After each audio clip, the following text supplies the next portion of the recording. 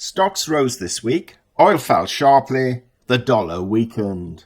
That sounds reassuring, but beneath the surface, the bond market sent a more troubling message.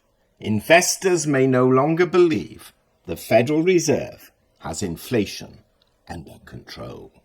Long-term bond yields have climbed to levels not seen since 2007, even though the Fed held interest rates steady. So has the Fed lost control? And with the US employment report due on Friday, could the next major move in stocks, gold, silver, and Bitcoin be closer than investors think? In the next 7 or 8 minutes, I will show you the 3 signals that matter, the price levels I'm watching, and why Friday's jobs report could trigger another sharp move. Welcome to the 2% Brief. If you value clear independent market analysis without the daily noise, please like the video and subscribe. It helps YouTube show this analysis to more investors. So let's start briefly with the numbers.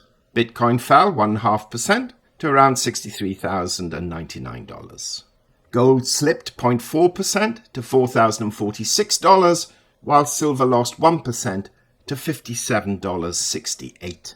Platinum was the standout metal, rising 4.2% to $1,667.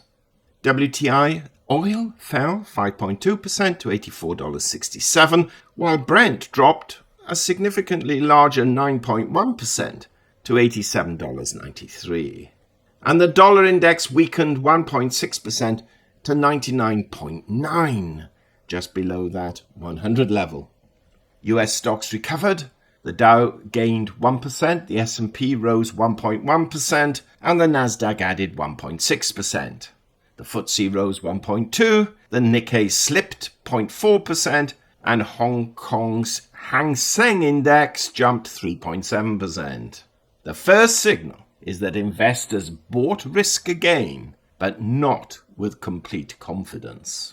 The S&P 500 recovered after another volatile week, helped by strong earnings and a rebound in parts of technology.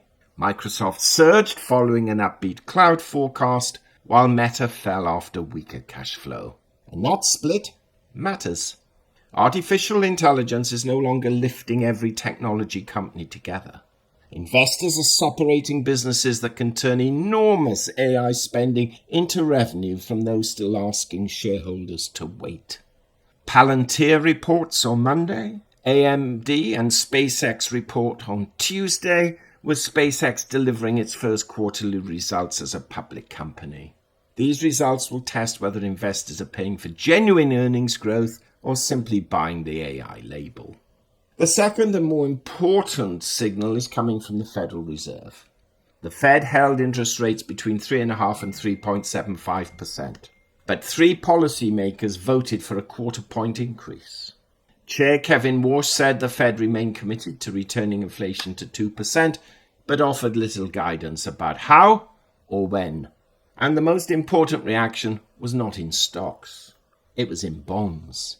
Shorter-term yields fell, but the 30-year Treasury yield rose to around 5.2%, reaching its highest level since 2007.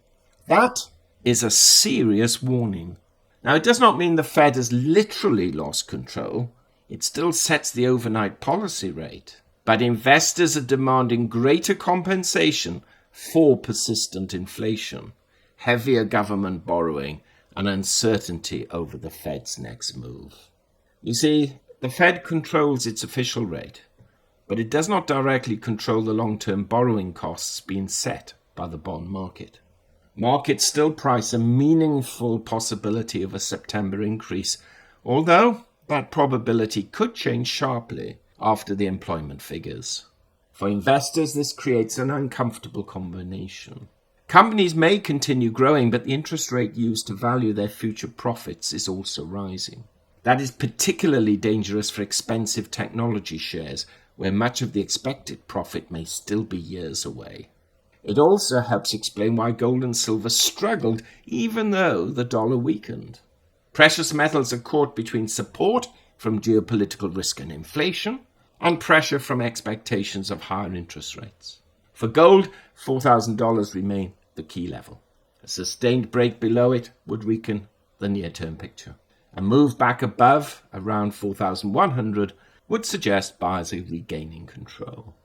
For silver, the immediate range remains approximately between $55 and $60. Silver needs to reclaim 60 to restore momentum. A fall below 55 would suggest the correction may have further to run. And Bitcoin is also hovering around an important level. At approximately $63,000, it's not broken down, but it has not convincingly joined the stock market recovery either. A return above 65,000 would improve the picture, and a fall below 60,000 would be a much more serious warning. And the third signal arrives on Friday with the US employment report. The current forecast is for approximately 85,000 new jobs, up from only 57,000 in June. Unemployment is expected to rise from 4.2% to 4.3%. But good news here could actually be bad news for the markets. A much stronger jobs number would suggest the economy remains resilient, but it could also strengthen the case for a September rate increase and push bond yields higher. A very weak number could reduce those fears, but raise concerns that economic growth is deteriorating. The most market-friendly result may be somewhere in the middle, enough hiring to avoid recession fears, but not enough to frighten the Fed. Before Friday, watch Tuesday's job openings report, Wednesday's ADP employment estimate, and ISM services data, followed by jobless claims on Thursday. This market is not yet broken, but it is becoming harder to read. Stocks are supported by earnings, lower oil prices have offered some relief, and the weaker dollar should normally support metals and other risk assets. The bond market is raising long-term borrowing costs and questioning whether the Fed can bring inflation down without tightening further. That means the next major move may not begin in the stock market. Watch Treasury yields first, then the dollar, and then how gold, silver, and technology shares respond.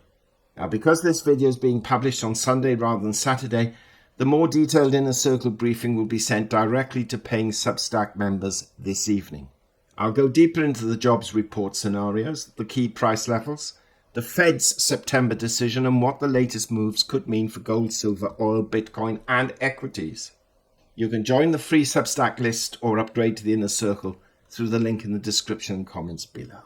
Please like the video, subscribe to the 2% Brief, and tell me in the comments, has the Fed lost control, or is the bond market overreacting? And watch the videos appearing on screen now, because they explain how the markets arrived at this point. Thank you for watching. I'll see you soon.